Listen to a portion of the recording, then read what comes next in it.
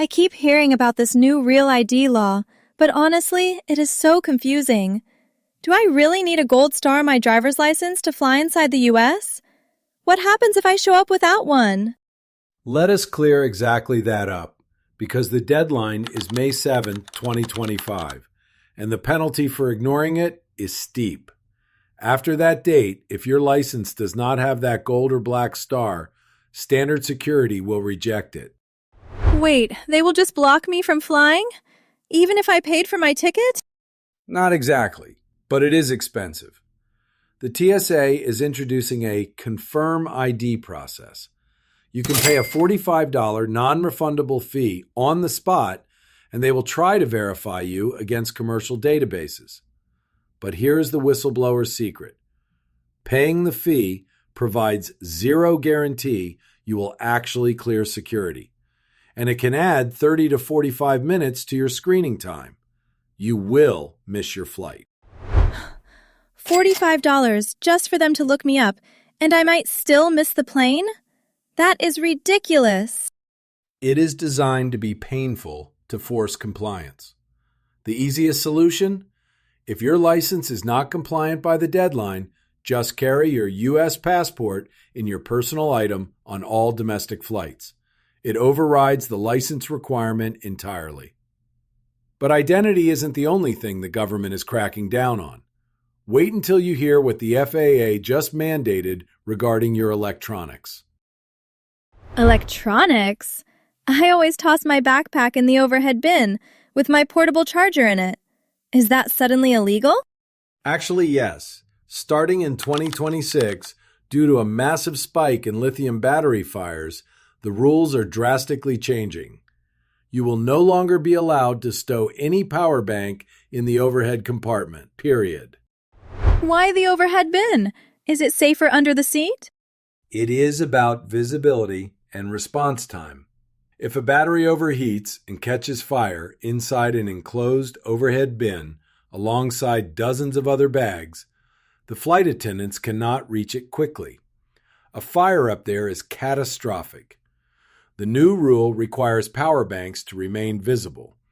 They must be strapped to your lap, on the tray table, or in a clear pouch in the seat back pocket.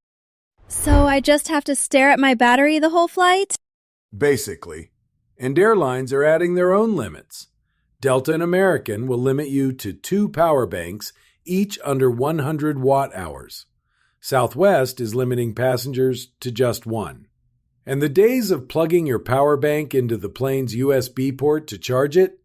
Completely banned due to aircraft electrical grid concerns. So my high-capacity laptop charger is basically useless if I fly Southwest. And if it does not have the watt-hours printed on it?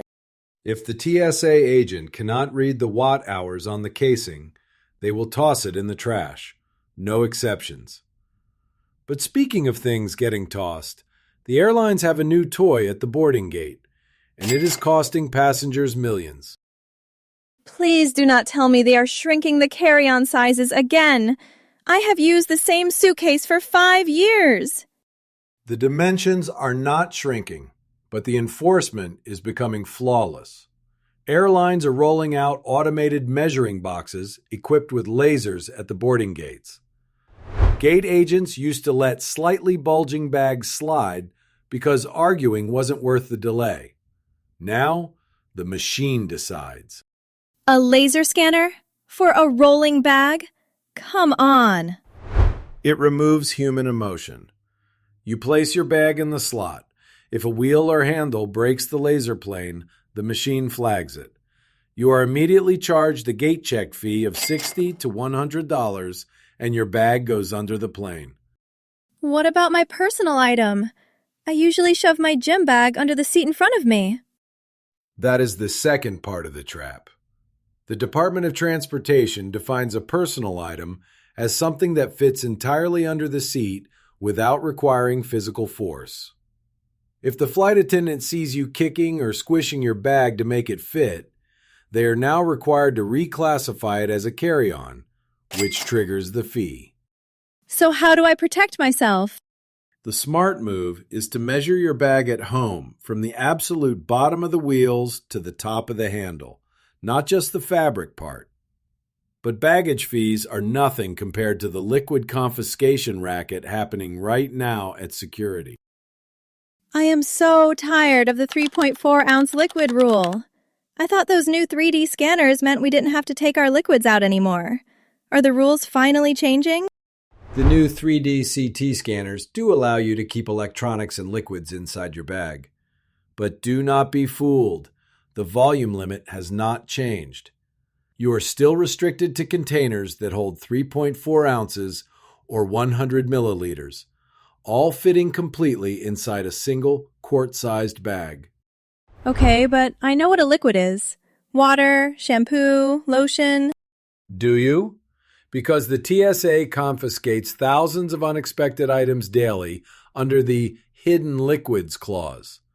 Peanut butter? Liquid. Jam? Liquid. Creamy dips, soft cheeses, gel candles, and snow globes? All classified as liquids. If it can be spread, squeezed, smeared, or poured, it falls under the 3.4-ounce rule. They threw away my expensive jar of artisanal peanut butter last year. I told them it was solid. To the TSA, peanut butter is just very thick water. But there is an exception they do not widely advertise: medical liquids. If you have liquid medication, like insulin or cough syrup, it is entirely exempt from the volume limit. But you must declare it to the officer before your bag enters the X-ray, or it will trigger a manual search. And you really do not want a manual search right now, because they are aggressively hunting down specific items. Manual search? What are they specifically hunting for? Weapons, obviously, but what else? Tools and novelty items. The TSA has strict regulations on hand tools. Screwdrivers, wrenches, and pliers are legally allowed in your carry-on, but only if they are exactly 7 inches or shorter. 7 inches? That is a weirdly specific number. It is the maximum length the FAA determined could not easily be used to pry open cockpit panels or be leveraged as a blunt force weapon. If your wrench is 7.1 inches, or if you bring any power tool whatsoever, even without the drill bits, it will be confiscated immediately. Okay, so I will put away my toolbox. What did you mean by novelty items? Replicas. If your kid has a plastic squirt gun, or you bought a belt buckle shaped like a grenade, or a keychain that looks like a bullet, do not put it in your carry-on.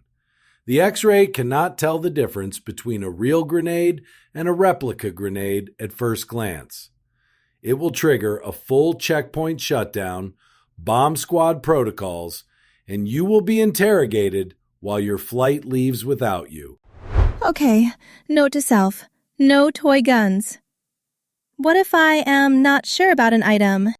Take a photo of it at home and send it to the Ask TSA account on social media.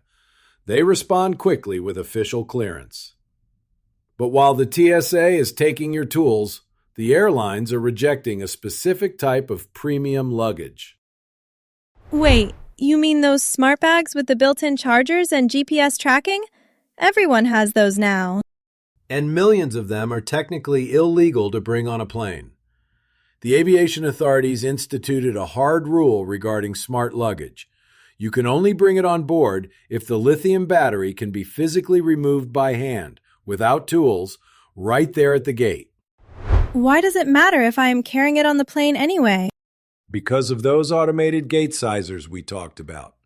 If your smart bag gets flagged and forced into the cargo hold, a lithium battery cannot go underneath the plane. Cargo holds do not have fire suppression systems designed for lithium infernos. If your smart bag battery requires a screwdriver to remove, they will deny boarding for the bag entirely. So I could spend $300 on a fancy suitcase, and they just leave it on the jet bridge? Yes. Always verify the battery is a quick release slot before you buy. But speaking of things that go in the cargo hold, There is one critical mistake passengers make when gate checking a bag that causes absolute disaster.